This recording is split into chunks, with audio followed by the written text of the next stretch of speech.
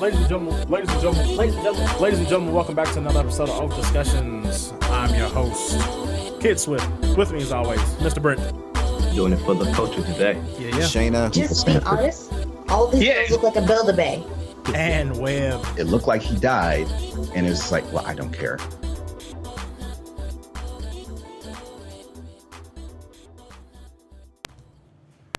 Ladies and gentlemen, welcome back to another episode of OafDiscussions. I'm your host, Kid Swift, the man with the gift here to uplift, always on time and never switching shifts. With me, as always, and only, Mr. Webb. What's going on? Not much. Jinx. I know, right? We're waiting to see if Brent's going to join in with us. If he does, we will hear it. You will probably hear a beep, and then you will hear his voice. Yeah. But Here comes a new challenger, like into the Street Fighter music. Yeah. Da-da-da-da. Or the little spin-in, like drop-in thing where you see the silhouette in like Smash Brothers, the old Smash Brothers games. Oh. Or like the little toy popped up and like fell down there. They actually shit. yell it on Smash Brothers, don't they? Well, Like, you have a new challenger. yeah, or some shit like that. Yeah, they do Okay. that, and then there's like a little like ring, like a. I'll flip a little coin riff. on what sound I want to chime in if he comes in. That works. We'll go from there. But yeah, we're back again, guys. Light hanging episode, out. probably. Yeah, probably so. But we've been pretty heavy the last, I guess, probably few months, where we got into this rhythm of like 2 hours. Like it was like that was the given, and it was just because we were dissecting so much music stuff. But yeah, there hasn't really been that much music stuff that came out. There's a few things we're probably going to touch on music wise and everything. But yeah, we'll always start off the same way we do with our weeks, and then we'll go in from there. Should I do the episode corrections from last week now before we get started? Or should we You want to just, do them like, after the weeks? You want to do the weeks and then do that? So then I'll do the weeks, and then I'll toss it to you, and then you can do your week, and then we'll go into that. That works. That works. makes more sense. Cool. Yeah, that may become a weekly segment. That works. I like that. Shit Webb gets wrong from I last like week. that. Total transparency here at Oaf. That way you guys know. But yeah, not too much crazy stuff at work this week that I can think of. It was pretty quiet. But other than that, I've just been playing No Man's Sky like crazy and Warframe like crazy. That's why I haven't been on Absolver yet. Okay. Because I've been seeing, every time I get on, I've been seeing Webb on Absolver. And I got your picture of like your deck, your setup deck. I was like, okay, yeah. And yeah, it's been funny because the biggest thing that's been, because No Man's Sky, then back on No Man's Sky, the thing that was really interesting is when that game came out. Before it came out, it had like a 3-year long like build up of people like, oh my god, it's gonna be like the greatest game ever. This is gonna be amazing. It's gonna blow people out the water. And I'm like, it looks good. I was like, but everybody like, calm down, temper your expectations. And the thing that was interesting was Sean Murray was very new to being the face of a game. Like they made before this massive, literally universe spanning game, they made a little game called what is it? Oh god, Joe, not Action Joe. God damn it! It's like Excite Bike, but it's like this little stunt driver. Oh, okay. I was going to say, not Beautiful Joe, right? No, it's not Beautiful Joe. God dang it! It's basically a little stunt driver dude, and he rides on a motorcycle, and it's like a side scroller type thing, and that's all it was. It was just kind of like, it was a mobile game, and then it was like a small little game for like consoles. And then they were like, oh, okay, our next game is going to be this game that's literally bigger than any other game ever made. And it's going to have full-size planets and a full universe that you'll literally like never be able to see everything because there's not enough time in a human's life to see everything in this game. So everybody was like, holy shit, this is crazy. And then they showed it off. It demoed really well. And then, of course, there was like this 3-year like interview circuit of Sean Murray popping up on different shows, people asking him questions, him like trying to tell people like what was going to be in the game. Everybody, of course, expecting certain things in the game. Joe Danger? Joe Danger, that's what it is, yeah. Right. And him trying to like basically keep everything in check. But, of course, everything snowballed because Sony pushed it like crazy at all their shows, and then it came out. And it didn't really flop, but it basically a lot of people were disappointed. It didn't have multiplayer at the beginning. It didn't have a lot of different stuff that was initially either shown in some of the early trailers that they had to like dial back, or that the kind of like gameplay loop wasn't cohesive enough to keep people's attention. So a lot of people played it for a little while, was like, okay, cool, and left. And then it just kind of died off. And then the thing was, Sean Murray just caught shit constantly. And Hello Games in specific caught shit constantly, like for the next like couple years. And then they've been updating it pretty regularly with really big updates. And the biggest one they've done yet, which is this one that just came out, just dropped. And it's called Next. And basically with that, what they did was they did like a full like graphics overhaul and everything, which the graphics were great originally. But then the big thing was they added co-op. They added like 4-player co-op. So 4 of your buddies can come together and you can travel through this whole universe and do whatever you want to and go crazy. And it's been interesting to see a bunch of people come to the game for the first time, because it was a PlayStation exclusive. And with this big update, they released it on Xbox too. So now it's been really cool to see timelines flooded with people taking these beautiful pictures from in-game and like sharing them on Twitter and stuff. I've been posting some because the game is fucking gorgeous. It's picturesque. It's like, it looks great. And it's been really interesting to see a lot of people come back and like tweeting at Halo Games like, hey, we know a lot of us were disappointed at first, but thank you for sticking with this, because now you've made something like great. So it's been really cool, because Sean Murray was like super down, and he had an interview recently where he was like, shit got dark. Like it was like bad for a while. So then they did that, and now it's kind of in a whole nother place. And now it's like, it's got the gameplay loop it's been needing. It's really, really good. And it's one of those games that you can just play, and you can just constantly come back to and kind of chip away at, and then go do something else or go play another game or whatever. But yeah, I've been enjoying the heck out of that and playing that. And then other than that, like I said, there wasn't that much music that came out. So the only other things we'll talk about is a couple other little song things, and then kind of like an overall discussion thing I've been mulling over a little bit over the past few weeks as more and more music comes out, etc. But yeah, how was your week, bro? Uneventful until yesterday. I'm worn out, just tired. Because nice. I got back to, I took like maybe like 2 weeks off working out. Sure. And then I got back into it, and I was like, you know what? On Saturday, I've been neglecting squats for like a couple months. Okay. Doing pistol squats. I mean, those are harder, obviously, but Yeah. it's just like, I kind of haven't done squats like I should be doing. And Right. so, all right, I'll just get back into it. I'll just add that at the beginning of the exercise. I'm working chest and triceps, and I'll just, that works out, because it's like I'm not going to be working them out any other time. Yeah, you'll do that and then let them kind of rest as you do your thing. Yeah. So last time I squatted, it was like 315 pounds maybe or something. And so I was like, all right, well, I'll try to ease back into it. My work weight was going to be 250, and I was going to drop it down to something, 225, and drop it down to 200, I think. I can't remember. Okay. And so I did my sets, and I didn't even finish the third set before my legs already started getting sore. And I was like, oh, it's going to be a rough day. You're like, I still got to work out. Yeah, I still got to work. I still had a workout to do. So I did all that, and I got home, or I started already feeling it when I left the gym, and just going off the curb. Like, if you do squats and you go down steps, like just kind of go. And so I just went down the curb, and I was like, You're like, oh god. So I had a little hobble, to the car. Yeah.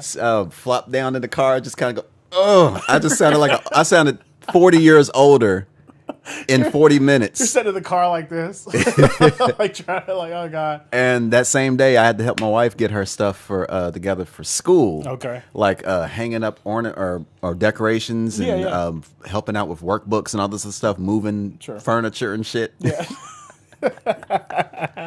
And so it was that. Then we went out to run errands. Walmart over on Richmond Road's closing. Yeah, so they got stuff 50% off, and shit was picked over. I was about to say, people's ransacking. So we were just doing random stuff like, oh, what's this, and or from there, got home, had to fix dinner.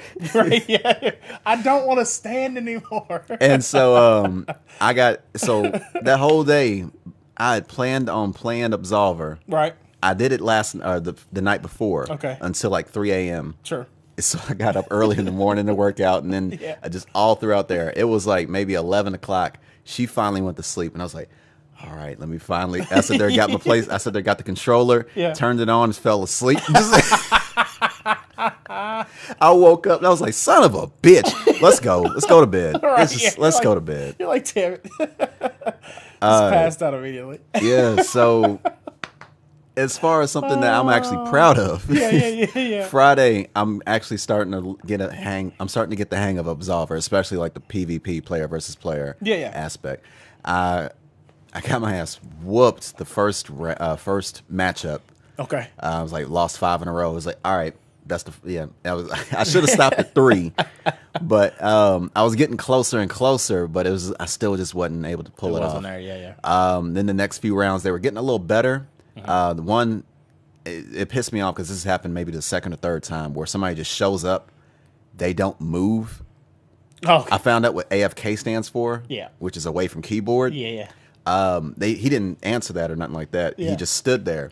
I'm sitting there like, I did the little emotion, like the little emote they do is like where they kind of shrug. Like, it's hello. kind of like, and so I sit there, just inched a little closer, and just pop. In victory, he had left the game. It's really funny. And I was like, well, shit, that counts as a no contest. Right, yeah, exactly. And I only got 1 little point from it. And I was like, well, I won. It's like, you're like, I won. He was, I should have got my 3 points like you normally do. Right. And then the next few matches or the next few matchups got a lot closer. Okay. Like I'm getting the hang of it. There was one. Oh, it was down to the wire, and I was sitting there going like, and we at least were also bowing to each other every time one of us got knocked out or before the fight starts each round. And I was like, that's what's up. And I tried to add him as a friend, and it's like, nope, his privacy settings or something. I was like, all right, well, fine then.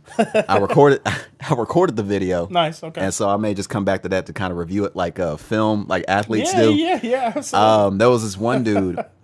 I am not going to give him the publicity of putting his username out there. Right. I don't know if he streams or what. Yeah. But he had a certain gamer name that made it seem like, okay, he either posts on YouTube or posts on Twitch, one or the other. At Ninja. No, I'm just playing. At Tabuscus. It was somebody. No, it was. I don't know. I know the name. I don't know who he is. Okay. I could probably look him up to sit there, to call him out or some shit. Yeah. This motherfucker was spamming. Oh, really? He would just kept doing like little light punch, like roundhouse kick. It was like the quick moves that are they're not impossible, but they're really hard to pinpoint to where you can do your little dodge or your parry, or something like that. And so I was getting mad at the time, but I was like, no, hold on, figure this out. Yeah, right, yeah. And so he beat me the first 2 matches, and then I was like, all right, we're gonna rematch. Right. I figured him out.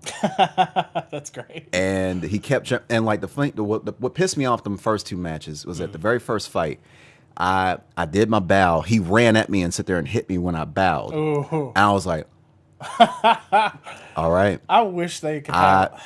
Okay, I see how this fight's gonna go. And so I lost the first 2 rounds. It's like, no. Yeah, right. You ain't leaving here until I whoop your ass back for sit there and not, for one, hitting me while I'm bowing. Yeah, right. And 2, spamming. Yeah. And so I recorded that shit too. Yeah. So I may post it, I may edit it or whatever. Yeah. So I made a comeback. That's great. I made a comeback. I figured him out. I was dodging, sit there, just hitting him, punishing him every time he sit there and kept trying to do that little shit right there. He was going off chip damage. He was going. Yeah, that's basically what I was doing. And like if you keep doing that, and he's not doing this thing that they call gold linking, where you like time your combos perfectly to where it's like a little easier on your stamina and easier. As far as executing it, you can chain the moves together more, a little quicker, a little more efficiently. Absolutely. He wasn't doing that. He would just kept jabbing and kept jabbing, and he would sit there and just come up with a haymaker. Yeah. And as soon as I saw the haymaker, I figured those out more quicker than the jabs. Well, absolutely. As soon as he sit there and wind it up, right before he hits me, I sit there and just dodge because I had the windfall ability. I just kind of just and sit there just knock him out, and then I just kept knocking them out. I won 2 matches, so it was 2-2, and I was all right, here we go, nigga. We're gonna sit there and break this tie. We're gonna break this tie. He quit. Oh my god, that's the fucking worst. So that's so bad. I kind of, it's like, I felt good, even though he wouldn't let me get that 3rd win. Even though that basically was my 3rd win. It's like absolutely. You knew you weren't gonna make it on this 3rd one, so that's ridiculous. even if it took a card slot, I wish you could like hard cancel out of the bow. Like if you could do something. Oh, like you're in the middle of it, like but then and then like you could like I don't even know like fucking like come up out of it or something. I could imagine some shitty people taking advantage of that. Well, yeah, that's true. I guess it's just. I mean, it would just have to be the same way the bow is now, where it's just based on honor system. Yeah. But I mean, yeah, just for that situation where like if you were in the middle of a bow and you somebody's saw coming running to attack and you, you could like do something like to get out of it real quick. That reminded me of this person named Newport, and I can't remember if Newport's a male or a female, but they were using Windfall, which is the build, which is the fighting style where it's like you dodge the moves and it looks like you kind of like faded or phased, like almost look like Nightcrawler teleporting. It's like oh my god. There's that like what's the name step? I forgot what it's called. But there's like move in another game that's called that. I forgot what it's called. It's like phase step or something like that. Yeah. Okay. And I was watching highlights from that fight, and it was like or that somebody made a little compilation of on YouTube, and this person was like I was saying Newport was sitting there just working his opponent, and was sitting there just wearing them down, and he just kept blocking, he couldn't get a move in, and then Newport turned his or her back to the fighter, and you could see where he was looking for the emote, and he looked at an emote and was like, all poor thing. Yeah. And he went all poor thing is like hands on your hip, you sitting there leaning over, sitting there like, oh. Yeah. And Newport did that mid-fight. Yeah. And the person sit there and came to capitalize off it and sit there and just knock or swing at him, but he ducked it right perfectly, and it just looked so disrespectful. Like he was sitting there just working while he was blocking. Yeah. Then turned his back. Oh, poor thing. And then the person tried to swing at him. He ducked and then proceeded to whoop his ass. And I was like, yo. That's another level right there. Yeah. That's great. That's ridiculous. So I can't wait to get myself to that level. Where you can taunt and match. Right. Do the Bruce Lee thing. Or at least, there's actually starting to be, well, there's not starting to be. I didn't know there were actual tournaments for it. And I think there was actually at E3 at one point. Oh, not E3. I'm sorry. Evo? Evo. Excuse me. Okay. Yeah, it was at Evo at one point, but it's such a small fan base. Yeah, you have to. Because Evo is always based off of the fucking popularity. Yeah, exactly. That's why Marvel got taken out by what the hell was it called? Yeah, and so yeah. And we knew Fighters was gonna make it in there because it was like crazy popular. Yeah, and it's a lot more complex than I would. Well, I don't. Well, hold on. I won't sit Evo? there. No. As far as Absolver, as far as like the kind of complexity to it, as far as it's not like you pick a character and they have set combos and stuff. It's like you are the character. You are making the combos and you are trying to figure out.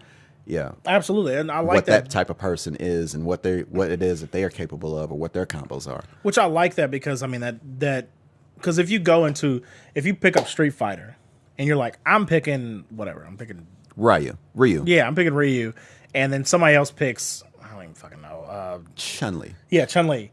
If you've played the game, you've probably put some hours in on Chun-Li. Yeah. Just to know that character. If you used to mash buttons when you were younger. Yeah, right. Yeah. You know, okay, Chun-Li, E-Honda, Blanca, if I just keep repeatedly bashing this button. You're good. Yeah, right. Exactly. You're like, what the fuck? Well, it's not that easy anymore. No. But still, not if somebody pulled out the old school version, like do like the kick, like when they're trying to get the ball underneath the car. That little meme where they're trying to kick. Yeah, it's like a meme from like Street Fighter 2. I think it's from Street Fighter 2 Turbo, and Ryu and Ken are both like doing their low kicks. Yeah, but they photoshopped the car with a soccer ball underneath of it, and they're just like, it looks like they're trying to get it. It's really great. But the other thing I forgot that I've been getting really into, and it's been fun. I need to get more people. You included, Brent, everybody. I've been playing disc golf. I started playing disc golf. I picked up a set, and I picked up like an extra disc. We were talking about, like Ultimate Frisbee or Frisbee golf. Yeah, you mentioned that. Yeah, that's through the saucer line. Yeah. That's right. Yeah. So, I've been playing. Me and Anaya went out and played yesterday. We went to Shillito. Okay. Played that course. Yeah, that's ideal spot for it. Yeah, and it was great. It's really fun, and it's one of those things where I could see myself like really getting into it because it's fun. It's getting to kind of like you're mixing hiking kind of in a way because like a lot of the courses, especially like Veterans Park here in town, it's more of a like hiking trail, but then all of a sudden there's a tee box, and then there's like a goal you have to reach. Yeah. And it's one of those things where it's like kind of like mixed in with the woods, so it's like the hardest course here. I think it's one of the hardest courses in the state. But it is. I mean, it's a lot of fun. I mean, you're not having to carry around a whole like bag of clubs or like drive a golf cart. You're just kind of like walking around, hanging out.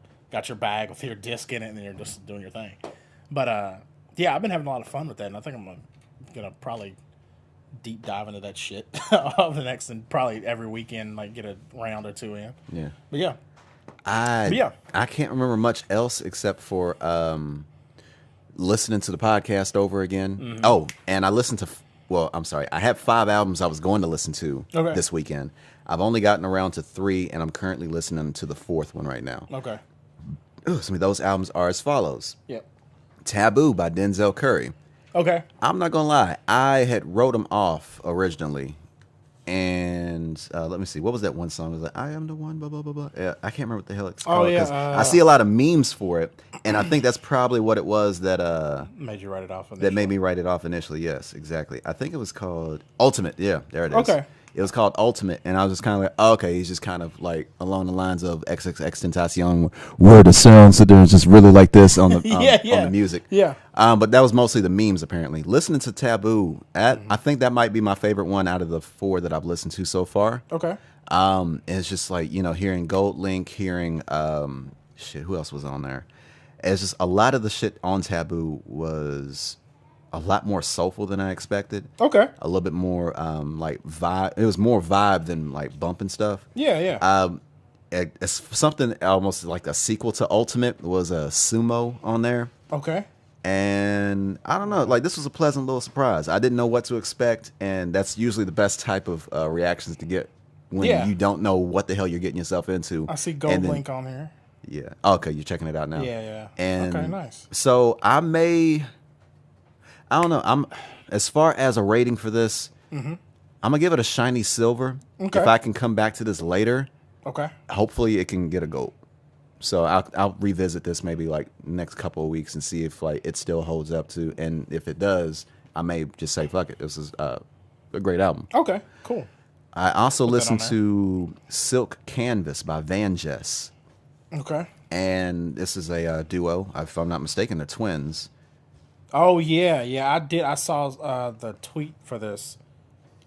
Gold Link is in this album also. Damn, Gold Link. Yeah, all over the place.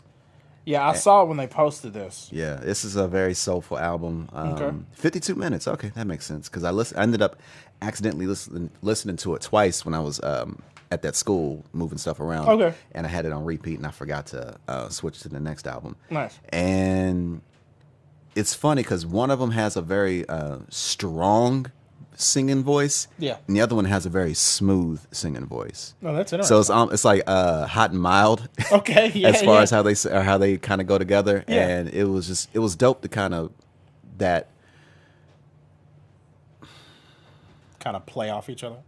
Yeah. I had a specific word. I was about to say duality, but that doesn't. That kind of works. That kind of works, yeah. Because I mean, the thing is, you're talking about kind of like two different sides of one coin. Exactly. Yeah. And especially them being siblings. Yeah. Right. If actually, let me double check this so I don't correct myself next episode. Fuck it, I'll correct myself next episode if I'm wrong. Okay. So I really like that one. That's also a silver, potential gold. Okay. So they did a great job on there. Where did they come from? I never heard of them before this. The only reason I've heard about them from Twitter. Okay. And it was like a few years. It was a few years back. Okay. And I just never much heard else after a while. And it was like some of the songs that they had on this album was like, wait a minute, I've heard this before. Oh, okay. And so this is like, it seemed like this was like kind of like a long time coming. And yes, they are Nigerian American sisters. Okay, cool. Ivana and Jessica. Gotcha. And sweet. Okay, label. So okay, yeah, this is their debut album, pretty much. Okay, and so they've been around for a while, right? But it's just the first time they actually just kind of got the ball rolling and was able to release a project. Okay, gotcha. The other album, that I actually got a chance to listen to 2 or 3 times, was actually a mixtape. Okay, Karma 2 by Dave East. Okay, yeah, I've listened to Dave before. but I haven't listened to this. Okay. Let's see. This was I've heard 2 projects from him, and this was my least favorite of the 2. Okay. Mostly for the fact that I don't know if it was like a bad Spotify or if it was a bad thing, like upload on Spotify or what was going on. But it had a very muffled sound to it. It kind of that's exactly how that's exactly how sounded like someone was over his mouth. Yeah, the music sounded exactly like this. That's weird. Throughout the entire project, like the music, the vocals, the DJ at the end or every now and then, and it was kind of funny because on certain parts, like with Dave East, what he does is that his hooks sound exactly like the verse, right? And if you aren't gonna know that's the hook, until he repeats it again. You're like, I was like, oh, I thought that was the verse. Right. I thought he just started rapping, and so like and he didn't change. He never really changed his tone. Okay. Throughout the entire project. Oh, it was kind of like the same. It was like flat. It was like a static theme or a static tone from beginning to end, which made it which was why it made it hard to pick out where the hooks were. And that can make a project hard to listen to too. Yeah. If it becomes, because then it could become monotonous very easily. And kind of drone on, and it almost come across like just one song. Yeah, right, for exactly. 45 minutes or however long It's pretty long. Was. It's pretty long. So I wasn't too crazy about this one compared to the last one. Okay. Which was P2. Yeah. No, it was P2. Yeah. That one, P2 felt a little bit more personal. It actually had a little bit more storytelling to it. Okay. And a little bit more emotion, it felt like. This one, I'm not sure if it was because it came across like a mixtape or what. The funny thing is, it's like P2's cover is him. I assume him kissing his little girl. Oh, yes, it is. That's the one. And then Karma 2's is money being hanged by a noose. So it's so your description. Just look at it. If I just looked at the covers and I was like, yeah, that makes sense. Yeah. It's like Okay, that worked out. Then. He's good at picking the right covers because he's right on brand, I guess. I'd have to give Karma 2 a bronze. Okay. And the other 2 that I was going to be listening to but just didn't get around to in time for the podcast was I guess technically the soundtrack to Sorry to Bother You by The Coop. Okay. Yeah. So far I'm getting a very house party rock vibe to them. Mm-hmm. Yeah, that makes I've heard a few, and that's kind of which matches, I guess, the vibe of the movie from what I've seen. Yeah, so far, I don't think this is for me, but I'm at least finish it. Yeah, and go from there. The other thing was going to be 5E by Nori. Oh, nice. Yeah, so I ain't heard shit from not since when the reggaeton boom have I heard from Nori. Yeah. And I was about to say Super Thug before that, but no, that's not true. So funny. Yeah. Wow. I'll give that a shot probably Monday when I'm at my desk. Damn, he got Fabulous, Fat Joe, The Dream, Pharrell. Uno mas. Bonus track by Pharrell. Nice. So that's all I can think of that happened for me today, or this previous week. Okay. Before we get started on the lack of topics that we got this week, I have some corrections to make regarding last week's episode. Now, regarding referring to DC Films franchise as the DCEU, it is technically not a term that Warner Brothers has actually used, adopted, or taken. That's right. Yeah, it was more. It just caught on from an author in an article discussing these movies coming out, and pretty much the internet just kind of latched onto it and ran with it. Yeah. Now, what they are trying to refer to their films as, thanks to this Comic-Con, were the worlds of DC. Yeah. And DCEU just automatically sounded much better, and it's also making me a little leery. It's kind of going like, well, shit, y'all couldn't even get a title going or in a very catchy fashion. And here was something else that I heard as well, is that somebody put it in a way where basically, I think they heard in an interview where pretty much what they're trying to do is, all of their properties that they're making basically have the potential to connect. Yes. But they don't have to. Right. Which is kind of like their world, their War of Infinite Worlds type of deal, yeah, or like right. Crisis on multiple universes or multiverses. Anyway, a Crisis on Infinite Earths. Thank you. Right. Yeah. Jesus. Right. I kept combining Marvel and DC's shit when I was trying to talk, but yeah, Crisis on Infinite Earths. Which that makes me, because a lot of people obviously were thinking like, well, what state is this compared to the Batman where we're at with this fucking Teen Titans that's saying fuck Batman? And everybody was like, wait a minute. Yeah. DC, and that kind of DC was like, it's worlds. They don't have to connect, but they totally can. Yeah. Which I feel like they could literally just answer. Use that as a cop. That could be an easy cop out. That annoys the piss out of me because they're fucking gonna do it. They're 100% gonna like this didn't really make sense connecting these two. They can connect, but they don't have to. Yeah. Next question. Who said they were connected? Right. Yeah. You're like, what? And then it's like some dope ass fan theory comes about. It's like, well, okay, you figured us out. You got it. Right. You knew it. You figured it out. You knew what we were doing. You knew what we were doing. I'm sorry. It's like, no, you didn't. You're just running with it. Right, so this is a great cop out. Yeah. Especially with the explanation of multiple Jokers. Oh yeah. Oh god. If we got Jared Leto and Joaquin Phoenix. Yeah. Speaking of pronunciations. And what's his name? And fucking god damn it. And, there's a third? And Heath Ledger. If you count all three of them. Okay. Well, I mean, I didn't think anyone was adapting the Nolan. I didn't think Nolan was going to be. No, I'm just saying Nolan like Batman. that exists. Speaking of, we'll come to that. Yeah, we'll come to that. Yeah, but that I'm just saying that exists. Okay. Speaking of getting names wrong, I got the name or two people that I need a correction for. Okay. As far as the actor playing Shazam. Okay. It is Zachary Levi, not Levy. Damn it! I like Levy. Levy makes more sense if it was Levy. But I didn't want to sit there going like, oh, well, I mean, like, I don't want to call a dude a pair of jeans. Right. But no, it is, in fact, Zachary Levi.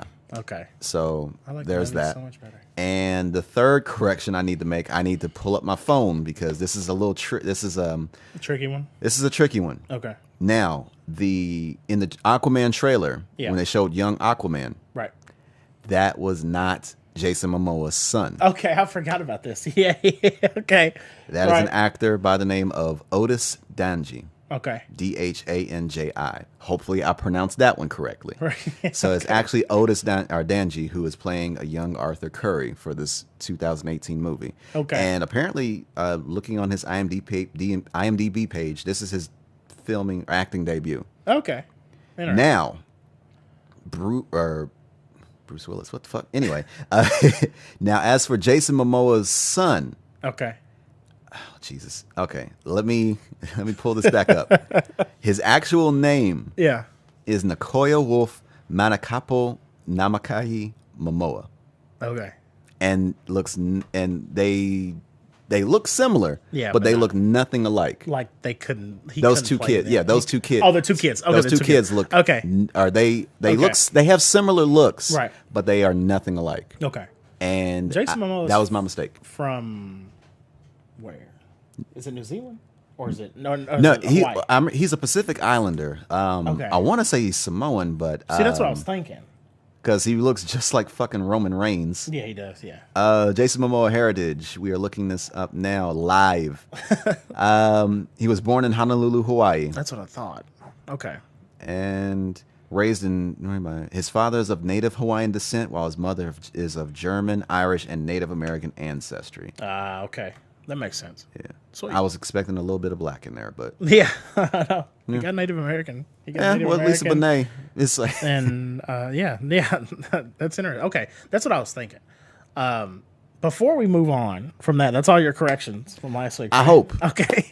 That's all I caught. That's all I caught when anymore. I was editing the episode. You were like, damn it. Son of a bitch. I wanted to almost do like a splice in. Yeah. It's like, Webb would like to apologize for blah, blah, blah, blah. What he actually meant was, but no, fuck it. Let it go. Now, roll with it. I just happened to see the trailer, and I was wondering if you had been keeping up with it because I was confused. Have you been keeping up with Supergirl? The Speaking show? of DC, yeah. Okay. You remember you remember an old episode of ours when we first found out that Supergirl was going to be on CBS? Yeah. Okay. Yeah, that's right. She's doing better on CW, Okay. Yeah. but I still don't watch it. Okay. It was funny. My parents used to watch it faithfully when it was on CBS. And they were super confused. They was like, oh, they got super excited when Martian Manhunter was on screen just because he's black. He's the one black character, superhero that they were like, And oh, like he that's was superhero. never like he was white in the he played a white person in the comics. And Yeah. he played a white person in whenever he would like morph into a human. Right, yeah, was what I meant. Yeah, absolutely. For Justice League cartoons and the comics, but he was voiced by a black dude. Yeah. And we was like, nah, it's the Piccolo effect. He's basically a green dude. They didn't want him to be black because they didn't want too many black people. Yeah. We bring the black delegation selects Martian yeah. Manhunter and Piccolo. Right, yeah. Which is funny. I just wanted to ask that question. It's kind of like rapid fire DC questions before we get into the other DC kind of thing that we were talking about. Also, the other thing that I thought about just now that we were trying to compile before we like started to figure out what our topics were. Did you see the backlash, of course, of I can't think of the actress's name, but playing Starfire in the Teen Titans movie? Oh yeah. Okay. This was before the trailer. Okay, well, yeah. I heard all types of racist shit. Yeah. It's like, no, why are you letting a black girl play Starfire? Well, first of all, she's alien. Right. Second of all, she's orange. You're right, exactly. You could paint any fucking person orange, exactly. and it'd be fine. Yeah, and that was the thing. I saw a few people tweeting that made me laugh, where they were like, white people are mad that Starfire's being played by a black girl, and black people are just mad that they got her wig at Party City. I was like, damn. Okay. Right. And it was fun. What pissed me off was that the actress looks amazing. Okay. And somebody did a Photoshop before any kind of footage whatsoever of Titans, any kind of screenshots or anything. Yeah. They showed they made a Photoshop of what she would look like as Starfire. Yeah. And like the way her orange, it was the perfect shade of orange. Yeah. Perfect shade of like fire, or like her hair kind of being fiery. Yeah. Like the way her hands were displayed to show like the green energy, not fire coming out of her hands. Right, yeah, exactly. The green energy coming out of her hands and like her eyes glowing. And I was like, that is perfect. Yeah. And it was just, and that's just somebody with Photoshop. Imagine a studio behind that yeah. with producers that actually, costume designer. I can't wait for this show. Yeah. Right. Yeah. Like, you get these my first movie ass fucking costume designers out here. Like, what the fuck just happened? Yeah, I don't. It blows my mind when that shit happens. We didn't get to talk about this from the Comic-Con. The Uncharted fan film. Oh, can you call it a fan film? Because of all the names, well, because all them name brand. I guess technically, because here's the thing: it wasn't like it was indie and it was made by fans of the game. That's really all you have to do. It's just super high quality, and the fact that the guy that's been making these fan films forever has gotten to a point where now he can afford to get big name people. So this ain't the same person that made the Gritty Power Rangers movie or fan film. I'm pretty sure this is the same guy. I think this is the same guy that's been like going hard for years on like all the fan films that we like that you think about and you're like, holy shit, these are amazing. I'm pretty sure it's the same guy. Okay, well, I'm pulling that up. Did you? I mean, what more can be said about controversy regarding Starfire? So that's the one criticism. No, it's not the one criticism. No. As you heard from us last week, there's a bunch of criticisms. We're super frustrated about it. Like, I'm more excited about Teen Titans Go to the Movies than I am about fucking. So we already got an Uncharted movie. It's called The Rundown. Yeah, that's really good. That's great. I love the fact... And Ernie Reyes Jr. was in that too. Oh, that's right. He was, wasn't he? That's funny. I love, and when it's funny watching that fan film. Mm-hmm. I'm marked out, which is a wrestling term. I'm marked out for every person that I saw show up on great. there. It was like, I was like, oh, well, the screenshot kind of gave it away of Nathan Fillion. Yeah. And I was like, oh, okay, cool. I can see that. That works out. He's kind of got the personality for it. He kind of got the face. Yeah. For Nathan Drake. He was the first one everybody was like, ooh, if you make a movie, he would be perfect because he's funny, he's kind of goofy. He already really kind of looks like him. Yeah. But then, like, when it got to, like, blockbuster status of them talking about making it, then fucking Mark Wahlberg's name started being thrown around. And I'm like, yeah, he looks like him, but I don't think his personality matches enough. Yeah. So then getting to see this, yeah. Did you find out if it's the same guy? He's definitely made other stuff. Yeah, hold on. Shit, I did this wrong, I think. Because I'm pulling up Alan Unger, but there's like two different Alan Ungers. There's a G-A-R and a G-E-R. Okay, but anyway. But yeah, I marked out to see the people. It's like Nathan Fillion is Nathan Drake. Yeah. I guess he was supposed to be in Mexico. So I guess he's really Native American. Yeah. Or he's always been playing. I know him as the Native American guy from Banshee. And like to see him, and I was like, "Oh shit, he's doing." It's like he's getting more work. Yeah, right. Yeah. Nice. Okay. And then to see Ernie Reyes Jr., I was like, "Oh shit!" Yeah. I was hoping for a really intense fighting scene with him doing his own stunts, yeah, like that'd be great. similar to The Rundown, right? Yeah, but, exactly.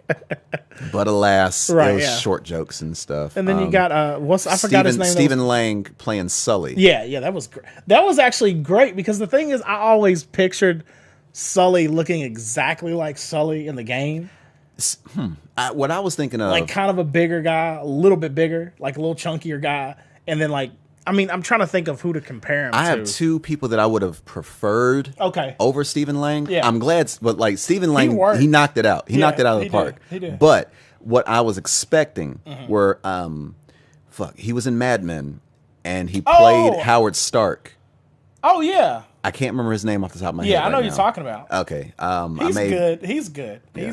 Yeah. So that would have been that would have been dope as him as Sully. Yeah. Or if Bruce Campbell grew a mustache and grayed his hair out. Okay. Just his personality and just like his cavalier attitude and all this other stuff, that would have been a great Sully to me as well. Good, yeah. But like I said, Stephen Lang, he really knocked it out. Yeah. He knocked it out. Which would piss me off is like, damn, if only he was Cable. Yeah, right. Yeah, he is perfect. He is, absolutely. And like when they were, because like when they were talking about it, getting ready for like, it was like who's gonna be Cable for Deadpool 2? Who's gonna be Cable? And then like Stephen Lang was like the first name that came up. Yeah, he was. And I was like, well, shit, stop. Yeah, just stop speculating. You're done. Stop speculating. Tell the casting director to go home. He's especially done. when like send him the check. It worked too, because especially watching him like this old man benching 300 pounds on Avatar. Yeah. And I was like, and then like he sit there and prop back up wearing nigga looked like Guile. Yeah, he did. He really did. Just without as high of a high top. He looked dead on like Guile, especially like the blue camo that he was wearing. It almost looked like the same Guile outfit that Jean-Claude Van Damme was wearing for the Street Fighter film. Yeah. Anyway, that's funny. And that was great. And then the thing that like it was going through the whole thing. And I was like, this is perfect. And then the thing was, it got to the end and like it had the perfect effect of like, I need this to be like 2 hours more. Like I need to figure out them going to get this artifact. Like I'm super into it now. And then the other part though, when it went into video game mode, I was like it was like when it happened, I was like, oh shit! I know what you're talking about. Where it looked like jumped out the window, and then the camera then, like came up. I was like, oh, they're about to do the video game thing. Like where they made it seem like because that's exactly what happened. It's like a certain cutscene will happen, and then like typical video games, like they have a great cutscene. The camera will change a little bit to where it's like, okay, here locks it is. into the angle. I sit there, was like, yo, I was but it was like, and then he did the jump. He did the jump punch too. I was like, okay. I was like, it's great. Yeah. And then did you see that? I went back and watched like all the behind the scenes stuff, and it was really cool to like show like how they did like the jump thing and stuff, and like how they had him wired up, and then like the way they shot all the stuff. It was pretty cool to like see everything. Yeah. Honestly, the way the production looked, if they made a TV show, out of it, I'd be down for it. Especially it just had that kind of quality to it anyway. Because it would be like I mean, I guess it would. I mean, in a way, it would. I mean, it would like each season, like 6-part Netflix series or something. Yeah, it would. It would kind of like you could do it with that setup and everything. You could have it kind of like be like a mix between like the original A-Team and like Burn Notice, where like every week they just get into really some does shit. Look like Burn Notice. Yeah, I mean the casting. I mean, you got your handsome main, goofy and Bruce guy. Campbell was in Burn Notice. God damn it, I forgot about that too. I did. I got really excited when they, what was his name? Was it Bring Out El Tigre? Was that his name? I think so, yeah. Yeah. And then he walked out. I was like, fuck, I love this guy. I was like, I feel like I've been watching him since I've been alive. Yeah, Surf Ninjas. Which I guess we have. No. Before Surf Ninjas, Ninja Turtles 2, Secret of the Ooze. Yeah, that's right. Yeah. And then just like, he's been in some other shit too. He was in Rush Hour 3. Yeah. No. Was it 3? 2. Okay. Yeah. It was Rush Hour 2. Okay, that makes 3 was when they were in Paris, wasn't it? Yes. Okay, yeah. So it was 2. Yeah. So he was in that, the Rundown, and just to kind of just see him like sporadically, like Haley's Comet. Yeah, he's great. And just like it just brings a smile to my face. Yeah. How old is he now? He's up there now. Yeah. Because I mean, he was like 20 in Surf Ninjas. That can't be right. No, he was probably like 18. He was probably like 18. No, he might have been. Well, because those kids were like Junior. Those kids were like what? He is now. Yeah, okay, well, he's 5'5". Okay. Yeah, that makes about sense because I remember because I took a photo with him at the at Comic-Con. Nice. Oh, damn! You gotta let me do the guess. Okay, he is 46. Okay. And that's awesome. Actor, martial artist, been active since 1985. Yep. Wait, he was in Ninja Turtles. He was in the first Ninja Turtles? Huh. I don't remember them reacting. He was in The Last Dragon. I forgot about that. Oh yeah, he was a kid. Yeah, he was a little kid in The Last Dragon. That's right. He was. So was that his first? It's coming back movie? to me. Was Last Dragon his first one? Well, that and Red Sonja that came out in 85. Okay. Ninja Turtles 90, Ninja Turtles 2 91. Shit. Damn. That kind of explains it. Yeah, that kind of explains the quality of the second one. Yeah. Where they immediately got it out a year later. Yeah, that's such a 90s sequel thing to do. Do it again. Quick, go back in. It's like, dude, And this is before like the found footage shit like this is before Saw or Paranormal Activity. Yeah, right, yeah. Where it was like, it's like, no, you need to shoot a we struck gold? Movie. Yeah. Next Halloween. Yeah, right, yeah. And we're shooting on film still. So like we got to cut corners every other possible place except for that. And there's a huge gap right here. It goes Surf Ninjas and then The Rundown. So that was like 93 and then 2003. Wow. So it's like a little gap in between. 10-year gap. Well, that's the intro. Or if we look at the filmography, it's probably it's a different story probably. There's there's some shit in 95, 96. Is there like special 98 effects stuff? 2002 or 2001. That was where I was Rush Hour 2. Yeah. It's a lot of shit that I'm not familiar with between those years. And then he was in Indiana Jones, Kingdom of the Crystal Skull. Boy. He didn't have a role. He was like a cemetery warrior. Oh, okay. So they didn't really get to talk or anything like that. He was in an episode of Brooklyn Nine-Nine. That's crazy. That's what's up. He's great, man. Yeah, I love him. I love Ernie Reyes Jr. because I wanted to be him so damn bad. I had an old Ninja Turtles headband. Yeah. It was Michelangelo. It was orange. Nice. Because that was my favorite one. Yeah. And I would sit there and watch Ninja Turtles, and then I'd watch Surf Ninjas, and I'd flip it inside out to where it doesn't show Ninja Turtles, and where it's just a regular headband that kind of matches just like what he had on for his role. Yeah. And me, Shadi, and Ishmael were my siblings. Yeah. We would all sit there and pretend to be the characters from Surf Ninjas. Like, so good. I was the warrior. Actually, Ishmael didn't get it. He did. I was gonna say, was he the Game Boy kid? Was he the Wayne? He was supposed to, the game, like kid with the Game Gear. Yeah. And well, actually, me and Ishmael. It was like I was surfing it. Right, I was his character, Ernie Reyes' character. Ishmael was the one with the Game Gear. Sade was kind of like the goofy dude. Yeah. That didn't really. God, I love it. She wasn't a love interest. It's like I'm just saying that was Rob Schneider. Yes, it was. You realize that was Rob Schneider, man. Yes, it was. That was a young Rob Schneider. Yep. And the main bad guy was Leslie Nielsen. Dude, that movie was so fucking good. So bad at the same time. For the time. As a kid, yeah. Oh yeah. As a kid, this shit was awesome, especially with Tone Loc in there. Oh yeah, absolutely. And oh man, that was an amalgamation in the like 90s, like through and through. Yeah. He was using a Game Gear as a main plot device. Yeah. I wanted that game so bad too. Which was the biggest discrepancy in that film because those batteries would have lasted 13 seconds. The batteries. As a person that owned the Game Gear, You're not wrong. That battery would have died in the middle of the first fight scene. Okay, so looking at Uncharted, it was Alan Unger AR instead of ER. Okay. And now, what has he done? He's done a bunch of films that aren't those fan films that I was thinking of, like not the Power Rangers one, not the one with Punisher with Thomas Jane. Is he the Nightwing guy? It doesn't show. Is he on the his guy filmography. because there's another guy, there's another director that's done a bunch of like fan film stuff. Yeah, but he acts in them as well. Like he played Nightwing in his Nightwing fan film. Oh, you know what I'm talking about? I know who you're talking about. Yeah. And I think that one's from like Ismahawk or some shit like that on YouTube. Okay. Because I'm familiar with watching them from there. Yeah, because it's interesting. There's a lot of like really good people doing like this, like quality shit, which is awesome. Yeah. Okay. Yeah. I'm looking at his IMDb, and nothing different. So, but as far as that Power Rangers, that's gonna be bothering me now. Power Rangers fan film. Oh yeah. Because he did a whole bunch of other stuff too. So. Right.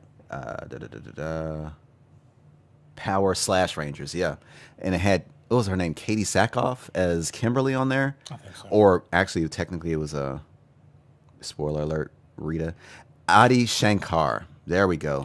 Okay. Adi Shankar. There we go. I knew it started with an A, and I knew it was like a name that I'm not completely familiar with. Okay, and his IMDb, since we don't really have a whole lot of shit to talk about. It's like, yeah, this whole episode is just us Googling shit. Right, yeah. We're going to read to you the IMDb pages of the people that we are. Oh, he was responsible. He was in The Gray, or had work done in The Gray. He was a producer. Okay. And a producer for Dread. And a producer for the Castlevania Netflix series. What the fuck? And Bodied,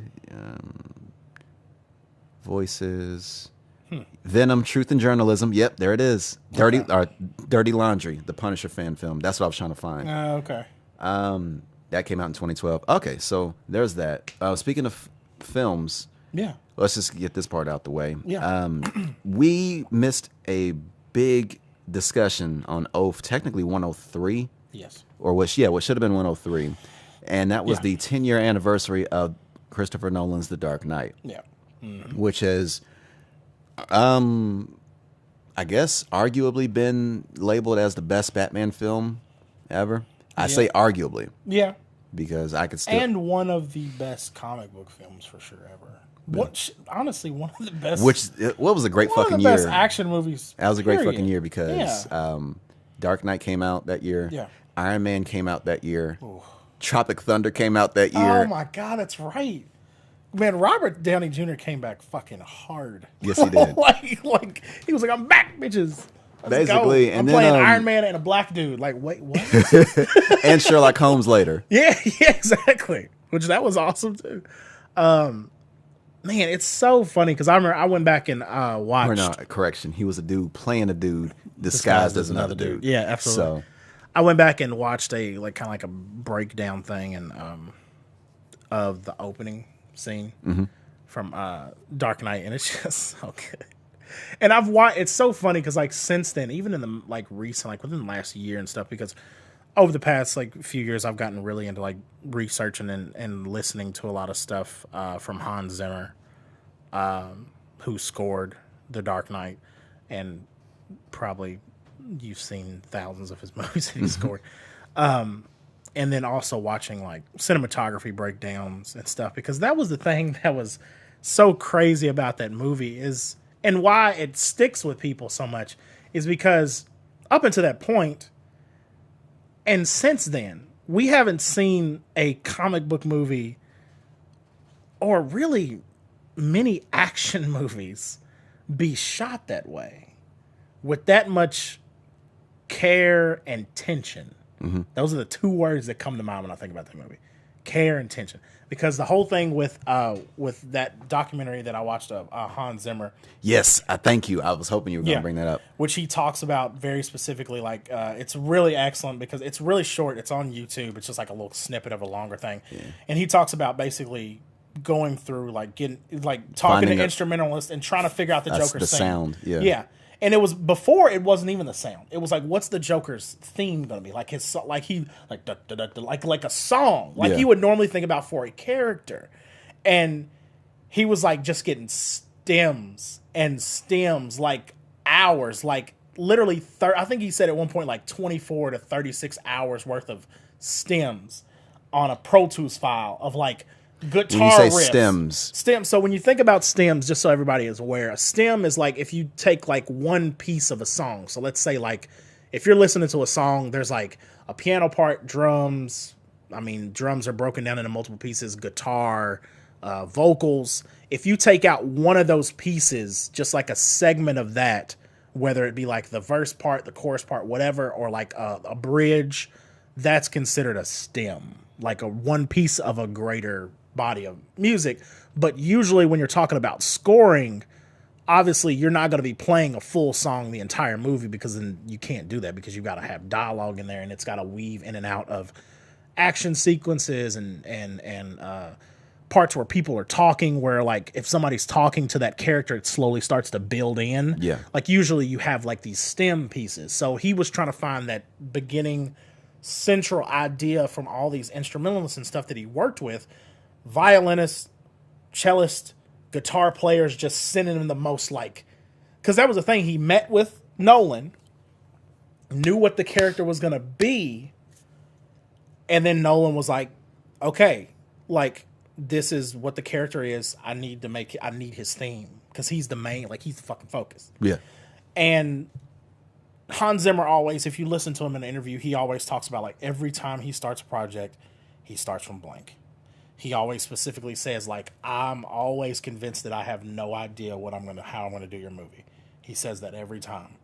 And obviously every time he goes fucking nuts and comes up with some of the craziest shit you've ever heard. And he was going through that, and he was like, dude, he's like, I've just been listening to just the most dark, depressing shit for hours. He said, and it's gonna drive me insane. And then he finally brought in a guitar player and a string player. Yeah. And the string player hit that note and just was dragging it slowly. And he was like, I think I hear it. And he said the way he wanted it to sound like was the bow of a violin or of a string instrument pulling across that note, and it constantly sounding like it's about to break, but it never does. Yeah. And then he kind of implemented as far as like instead of like, so was it a combination of the violin and the guitar? Because I remember him messing with the guitar. Yeah. On when I watched it many years back. Yeah. Granted, And they even tried on the DVD. But. They even tried the kind of like the combination thing you see a lot of rock bands do sometimes too, where you like hit the guitar. Oh. You hit the guitar on the ground, and it like the vibrations cause it, but also dragging the bow of violin across the guitar strings. A lot of times will produce some very interesting results too. Yeah. And they tried that and got a little bit of what they wanted, but it was like a little bit too deep in tone. They wanted that higher, like that fucking like where it sounds like a fucking mosquito's in your ear and you have to lose your goddamn mind. And then they got it, and then just like were able to pull it out. But then the other thing that a lot of people don't think about too, you have the Joker thing, which is just, that was the beautiful thing. I love, because a lot of people think, obviously in an action movie, the music usually drives emotion. It kind of like when it kicks in. Yeah, exactly. If it's done properly, it kicks in and it subconsciously tells the viewer, oh shit, something's about to happen. Or, hey, nice. I like this guy. This guy's nice. He's great. His music. I hear his music fluttering up.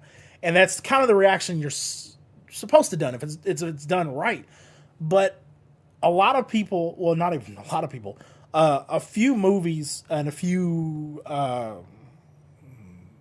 DPs and directors of recent years, including Nolan, and then the other one I think of is like just off the top of my head, like No Country for Old Men, where there's a lot of use of silence in order to fill and build tension, because it makes you uneasy, because you're like, what the fuck is like, because we've been programmed to hear and understand and kind of react certain ways, especially like I mean, from Jason, like from that, like from the Halloween, from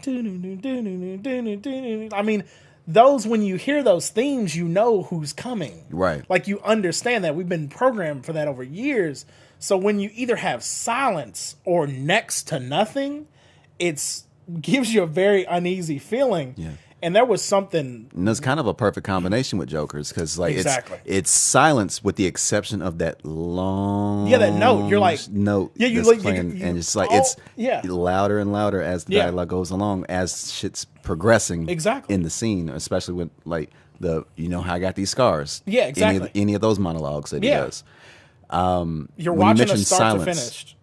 Perfect example of silence was the opening for Inglourious Bastards. Oh yeah. Yeah, that was great.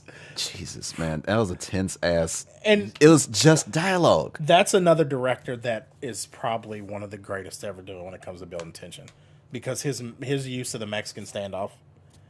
I mean, nobody writes dialogue like that. Like, like it's so hard that's so hard. That's probably one of the hardest things about if you're writing for film or for TV, whatever, like dialogue, because the thing is you have to make it sound natural. Right. That's the biggest thing, because when you start writing and you have the idea in your head, you're like, oh fuck, and you're like, you start going nuts. Or sometimes you get a little too clever for your own good. And it's like, don't nobody talk like that. Yeah, and exactly. It's like it's kind of a problem with Whedon. Yeah, right. Fuck it, I'm gonna say it. Yeah. Kind of a problem with Whedon is just sometimes like it's almost to the point like every other character is a smartass, and I was like, okay, people will be getting in fights, right? If there was this many smartasses in one group, everybody can't, or like everybody can't have a one liner. Everybody can't be, can't be Han Solo. Yeah, right. Yeah, exactly. Some of the other things that it's a lot of. It's funny because like obviously we talk about Heath Ledger. Mostly everybody pretty much talking about Heath Ledger being the greatest Joker and one of the greatest villains of all time. Mm-hmm. But the thing about Dark Knight that made it, there was a lot of stuff with sound design. And the way it was shot, like it's shot so, like the way they shot that movie, the way they photographed that movie is very dark and very, honestly, realistic. Yeah. Of what you would get using a lot of natural light. Right. None of that oversaturation. Exactly. Like never. But the other thing I noticed too that happened a lot is the Joker's themes up here. And this might get a little inside baseball music wise. But the Joker's theme is a fucking high string note that sounds like it's going to break. Mm-hmm. So it's like a mosquito. So when there was other sound coming in, I always noticed that it was on the lower spectrum.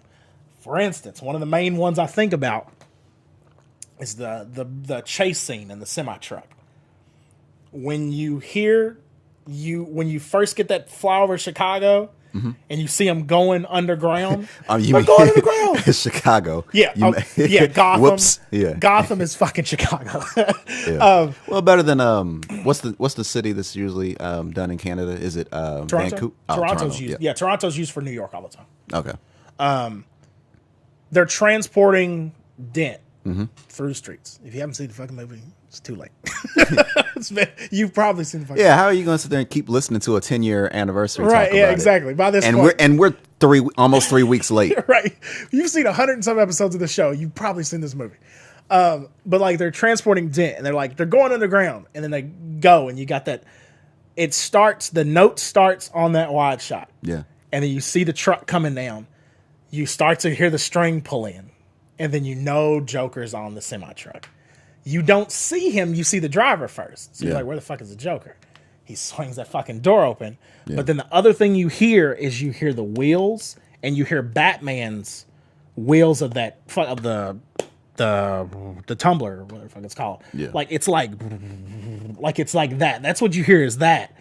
That's the low. While up at the top, they're like all the sounds are getting out of the way of the Joker's thing, which is interesting because when you're around the Joker, you stay out of the fucking Joker's way because you're going to get fucked up. Well, that also, the way you brought that up also kind of brings off that duality between Batman and Joker as well. Since like they're both up two sides of a different coin. Yeah. No pun intended regarding Harvey Dent. Yeah. But as far as, high and low, chaos, order.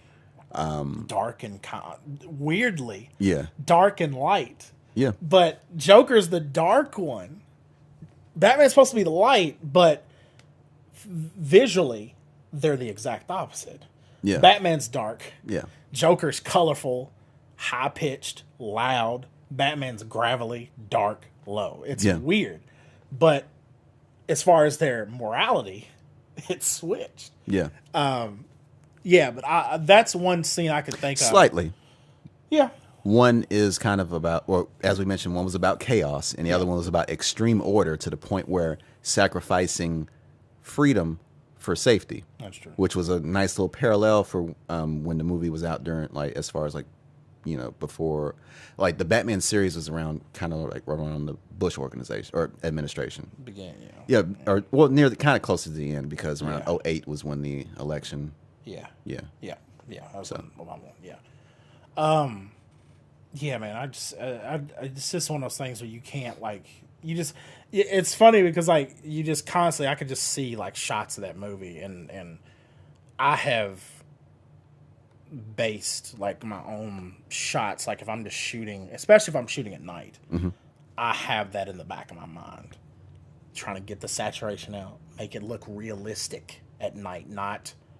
It doesn't need to pop. This isn't a fucking movie about a club. Like this doesn't need to pop. It needs to look realistic. It needs to have that tone. It needs to come across unintrusive visually. Yeah.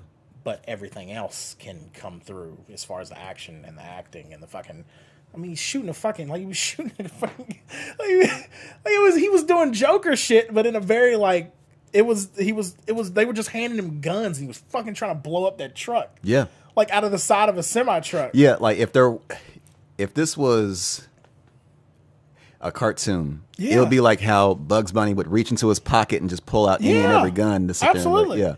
But since it was realistic, it had to be a person handing him over the guns. Yeah, right. So. Which would have been even funner if he just was like reaching behind the door and then just pulling out. Like that reminds me of Tim Burton's Batman, the very first one, which is one of my all-time favorite Batman films, where the Joker, he literally pulled out of his pants a pistol with a long-ass barrel big long one, and sit there. Yeah, so a dirty hairy pistol. Yeah, and the barrel was practically like broom handle size, and sit there and he shot Batman down from his from the Batwing. It's so stupid. So that makes it, and then the other part of that specific scene, the other thing that I like that kind of makes it closer to what I would think about. Definitely, I feel inspirations from the cartoon. Is the guy in the other driver, the guy in the passenger seat, hauling Dent, where he was like, every time like something would happen because what's the name couldn't talk. Spoiler alert! It's what's the name? Spoiler. Every time he would pull out, he's like, "Is that a bazooka?" And then it was like, it was just funny to like hear super nervous generic cop just belting and his lines through the silence. And the comedic timing too, because the one that was in the room with Dent was like they were shooting at it and it was like, they're gonna need something a little heavier than that. And then he pulls out a bazooka and then the driver's like, "Is that a bazooka?" It's like it's funny because like it's a serious movie, but they still find ways to sneak in comedic shit in there. Especially like the part where Batman was threatening what was his real name? Eric Daniels, I think. Or the guy that played the mob boss. It was not Falcone. It was someone else. It was the I can't think of the family. Yeah, where he's sitting there going like, it was like, it's like, I know how to threaten people. It's like, take it from a professional. This height wouldn't kill me. He's like, I'm counting on it, and dropped him. And I was like, it's so funny. It's just amazing how they sit there and just like, it's not easy. Yeah. But it can be done to sit there and just throw funny shit in a super serious movie. Yeah. Why couldn't that happen on the later? I don't know. In the later super serious movies, like it's because you got Nolan. Nolan's kind of a craftsman of that shit. Like he understands. He gets it. Yeah. The bigger picture, and it didn't stick out either. No. And then the thing was, they also had goofy over the top. I mean, like the over the top action shit you need for a comic book movie. I mean, the bike flip is something I think about. Characters, yeah. The bike flip is something I think about. When he drove up the wall and turned around, like that was completely unnecessary, but everybody was like, "Holy shit, that was amazing!" Like that was a great part. when he's blowing up the cars, when he's coming through, like that was a great part. Yeah. When the guy like turns around, like he's looking in the rearview mirror and he just sees the cars like, and he just goes like that.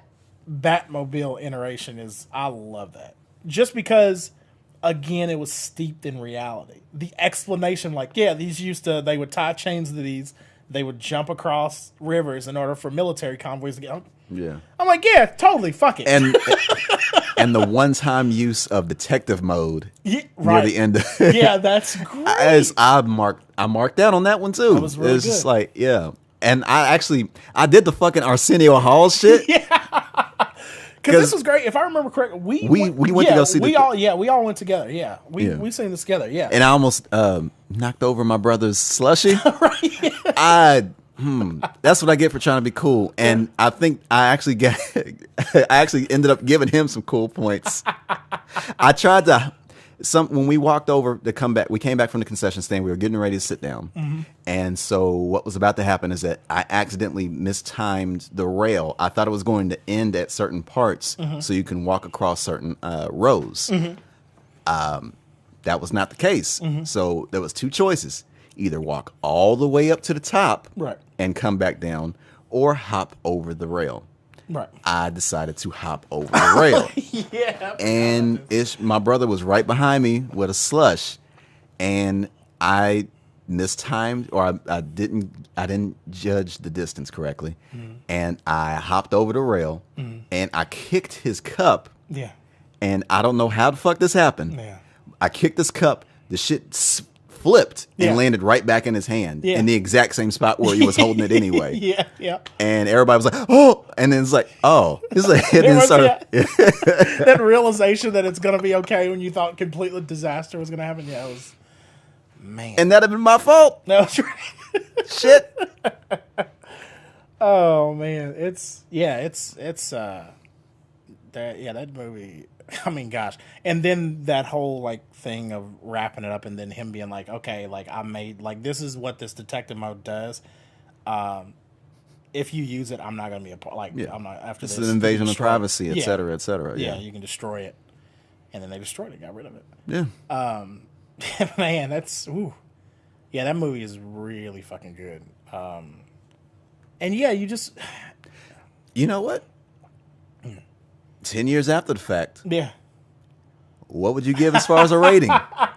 Oh man, this would have to be. This would have to be, in my personal opinion, without it even existing. You want to do it at the same time? Yeah, I'm down. Okay. Wait, I forgot what it's called. What is it called? All right, hold up. All right, so here are the ratings. Oh yeah, okay. We have trash, we have bronze, yeah, we have silver, we have gold, and we have platinum.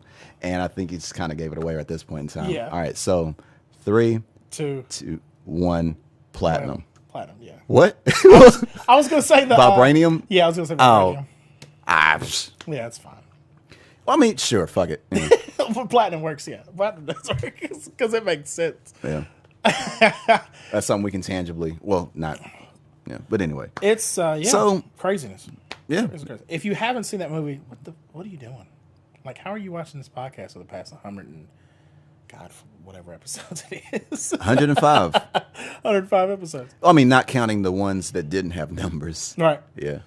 Speaking of which, in 2 weeks I'll be going to Gotham to shoot a wedding. Oh, okay. So that should be fun. Be careful. Right. I'll try to. I'll try to. The fictional Gotham. Yeah, right. As well as the real life thing that it's based off of. Right. Yeah. Both could be a problem. Either scenario or either place you're in, be careful. Right. Oh man. But yeah, so that's all. I can't think of anything else. Yeah, me neither. I'm surprised we were able to think up or come up with as much shit as we did. Yeah, that was good. I'll take it. This is a filler episode. Yeah. This is the Batman 10th anniversary of the Dark Knight episode. Yeah. If you watch anime and they just divert from the main story for I don't know, go to the beach or some shit, or play, or like Samurai Champloo where they play baseball. Oh yeah. Or great. My Hero Academia where they go swimming. Yeah, right. You're like, I couldn't do this off camera. Or they make the newest season. They they moved in dorms. Okay. And they threw the whole episode. They threw a contest, as to who had the best looking dorm.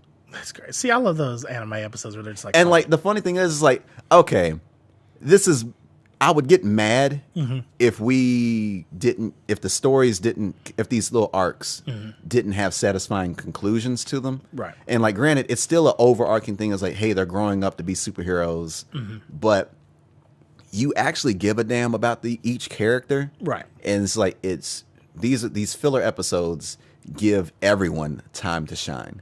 Especially at certain parts where they don't get to as much, depending on the certain fight scenes and stuff. Yeah, absolutely. And you on that episode, the dorm episode, a lot of the people that kind of get overlooked, like the Sugar Rush guy, the Animal Voice guy, and all of those type of dudes. Yeah, they got a little bit more attention paid to them because of their personality and how they work. Yeah. That's great. So yeah. So consider this an episode where you get to see where we are. Yeah. And takeaways.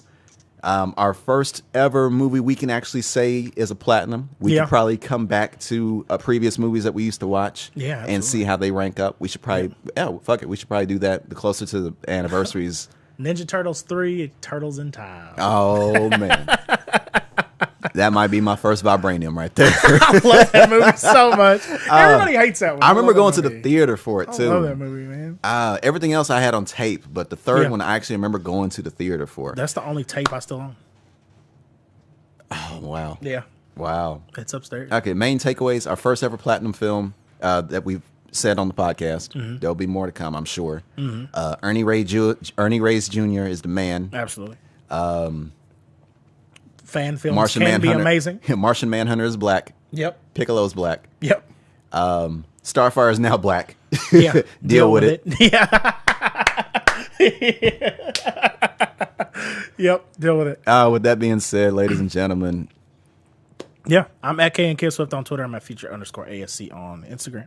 Catch this webbing, Web859 on Twitter, Web.859 on Instagram. Apologies for not being on there as much this week. Yeah. Absolver is taking up a lot of my time where I just don't want to sit there and look up other people's problems. Yeah, I've been trying to post this much stuff, but it's mainly just No Man's Sky screenshots. But yeah, Brent is at LLCoolB22. You can find him on there. Shayna's at ShaynaNB on Twitter as well. Yeah, as always, guys, we appreciate it. We're at OafDiscussions on Twitter. We are OafDiscussions@gmail.com and Facebook.com/group/OafDiscussions. YouTube, Spotify, iTunes, Sound. No, not SoundCloud just yet. Not yet. Right. But if you want it, I mean, that's whatever. Yeah, some people don't like it, but whatever. Who cares? Thank you guys as always. We'll see you guys next time. Peace. Deuces. Ladies and gentlemen, that has been Oaf Discussions.